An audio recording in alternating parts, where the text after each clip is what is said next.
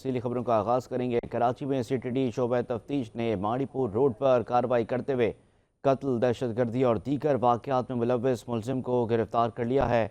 गिरफ्तार मुलजिम नूर अफसर ने 2022 में टेली कम्युनिकेशन कंपनी के 2 मुलाजमीन को कत्ल करने पर उकसाया था। मुलजिम ने अपने दीगर साथियों के साथ मिलकर दोनों अफराद लाशों को जला दिया था। मकतूलीन और गाड़ी को जलाने के लिए ईंधन भी मुलजिम ने ही मुहैया किया था।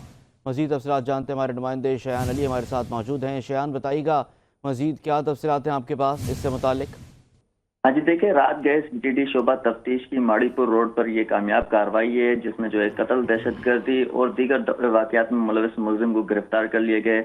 जबकि गिरफ्तार मुलजिम नूर अफसर जो है 2022 में टेली कम्युनिकेशन कंपनी के 2 मुलजमान को कत्ल करने में शहरियों को जो है उकसाया था। जबकि CTD काम की जानिब से बताया जा रहा है कि मुलजिम ने अपने दीगर साथियों के साथ मिलकर दोनों अफराद की लाशें भी जला दी थी, जबकि मुलजिम ने टेली कम्युनिकेशन की गाड़ी को भी आग लगा दी थी।